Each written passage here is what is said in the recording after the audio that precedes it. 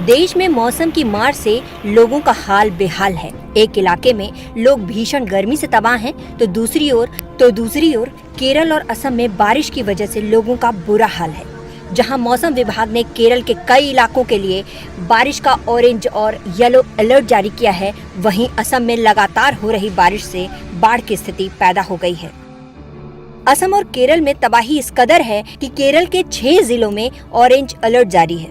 कोल्लम, पठानमथिट्टा, अलापुझा, कोट्टायम, इडुक्की और एर्नाकुलम में orange alert जारी है, तो तटीय और पहाड़ी इलाकों में बाढ़ का अलर्ट। असम की बात करें तो 94 गांवों में कुल 24,681 लोग बाढ़ से प्रभावित हैं और पिछले दिनों असम के भूस्खलन में 3 लोगों की मौत भी हो चुकी है। सरकार की ओर से भी मौसम विभाग के अलर्ट के बाद मछुआरों को समुद्र में नहीं जाने की सलाह दी गई है। साथ ही आपात स्थिति से निपटने के लिए राज्य में 24 घंटे स्पेशल कंट्रोल रूम बनाया गया है। इतना ही नहीं, बाढ़ में फंसे लोगों की मदद के लिए 1077 हेल्पलाइन नंबर भी मौजूद है, जिस पर लोग कभी भी कॉल कर सकते हैं। ये पहली बार नहीं जब केरल और असम के लोगों को तबाही का सामना करना पड़ा है। इससे पहले भी लोगों ने ऐसी स्थिति का सामना किया है। 2018 में केरल में आई बाढ़ ने तबाही मचा दी थी। करीब 3.25 लाख लोग बेघर हुए थे और 2000 से ज्यादा लोग शिविरों में रहने पर मजबूर थे। इसी तरह असम में भी 2020 में भयानक बाढ़ आई थी और इस बाढ़ में 15 दिन तक लोग घरों में फंसे हुए थे। बाढ़ में फंसे लोगों को मदद मिलनी तक मुश्किल हो रही थी। फिलहाल लगातार बारिश की वजह से लोगों का जीवन अस्त व्यस्त हो गया है। कई घरों के साथ किसानों को भी भारी नुकसान का सामना करना पड़ रहा है। जानकारी के मुताबिक असम के करीब 7 जिलों में बाढ़ से 25,000 लोग प्रभावित हैं। तो केरल में मौसम विभाग ने आने वाले दिनों में भारी बारिश की आशंका जताई है, लिहाजा हालात और बिगड़ने के आसार हैं।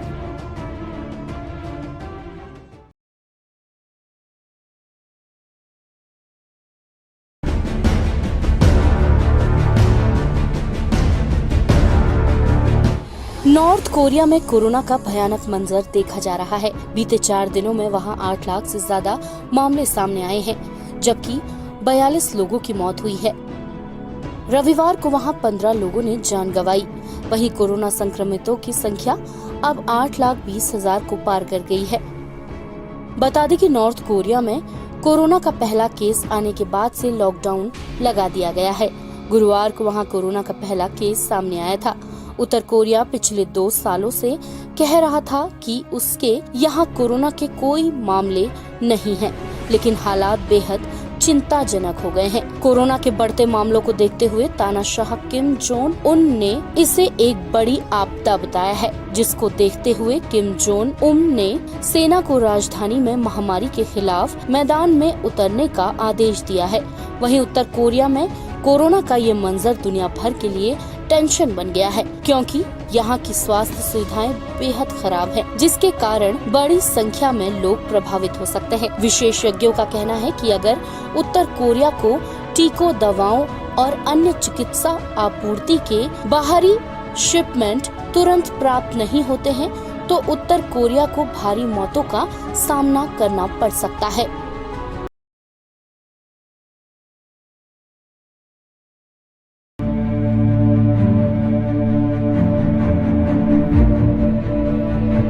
आखिरकार ज्ञानव्यापी मस्जिद का सर्वे आज तीसरे दिन खत्म हो गया है। इस बीच हिंदू पक्ष के वकील ने एक बड़ा दावा किया है। हिंदू पक्ष के वकील विष्णु जैन ने दावा किया है कि कुएं के अंदर सर्वे के दौरान शिवलिंग मिला है।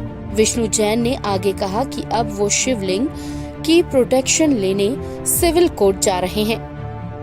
इससे पहले सर्वे की टीम जब ज्ञानव्यापी मस्जिद के अंदर जा रही थी, तब टीम के सदस्य आरपी सिंह को रोक लिया गया था। उन्हें आज तीसरे दिन के सर्वे में शामिल नहीं होने दिया गया है। आरपी सिंह पर सूचनाएं लीक करने का आरोप लगा है। सिंह पर सर्वे की बातों को बाहर बताने के आरोप लगे हैं। इससे पहले रविवार को ज्ञानव्यापी मस्जिद का सर्वे हुआ था। दूसरे दिन सर्वे का काम 12 बजे पूरा होना था, लेकिन सर्वे निर्धारित समय से ज्यादा समय तक चला। दूसरे दिन ज्ञानव्यापी मस्जिद के गुंबदों और दीवारों का सर्वे हुआ था। आपको बता दें कि वाराणसी में ज्ञानव्यापी मस्जिद को लेकर कोर्ट ने 12 मई को बड़ा फैसला सुनाया था।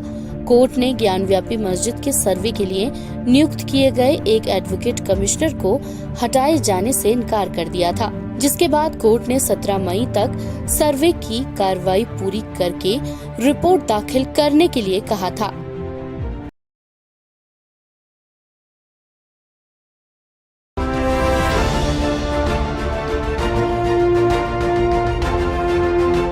उत्तर भारत में गर्मी और लू का कहर थमता नहीं दिख रहा है। मौसम विभाग ने दिल्ली के साथ साथ कई राज्यों में आज फिर हीट वेव की चेतावनी दी है। देश के कई राज्यों में भीषण गर्मी और हीट वेव से लोग परेशान हैं। मौसम विभाग के मुताबिक उत्तर पश्चिम और मध्य भारत में अभी कुछ दिनों तक भीषण गर्मी से राहत नहीं मिलती दिख रही है।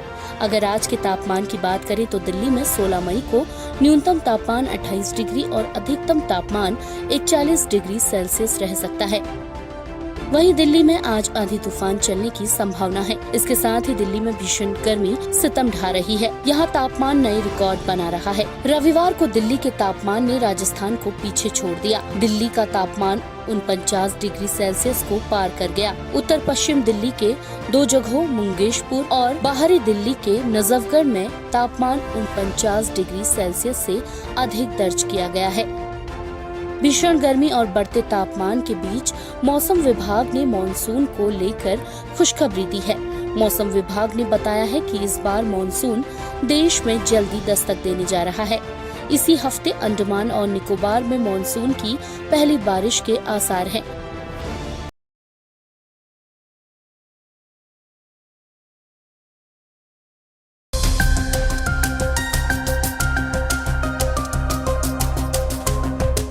प्रधानमंत्री नरेंद्र मोदी सिर्फ इसलिए सुर्खियों में नहीं रहते क्योंकि वो देश के पीएम हैं, बल्कि इसलिए भी कि वो अखबारों में छाए रहते हैं क्योंकि उनकी वैश्विक लोकप्रियता लगातार बढ़ती जा रही है।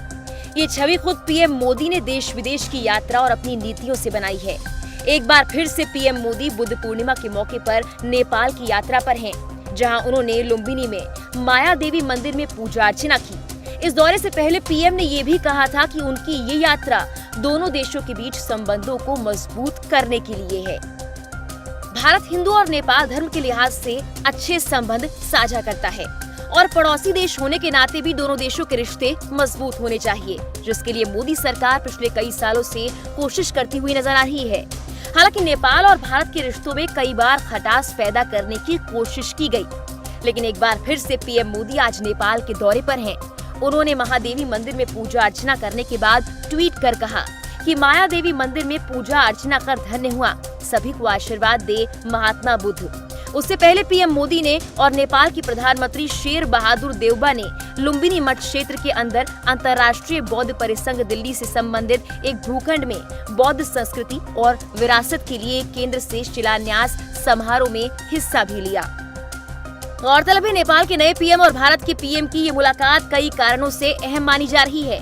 इस मुलाकात के जरिए नेपाल और भारत के पुराने रिश्तों को मजबूत करने के साथ ही नए करार भी संभव हैं। रोटी बेटी का भारत और नेपाल का रिश्ता कई परीक्षाओं से गुजरा है।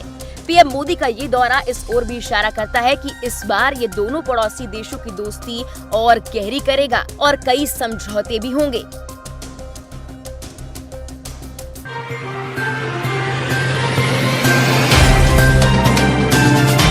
Subscribe now and press the bell icon. Never miss an update.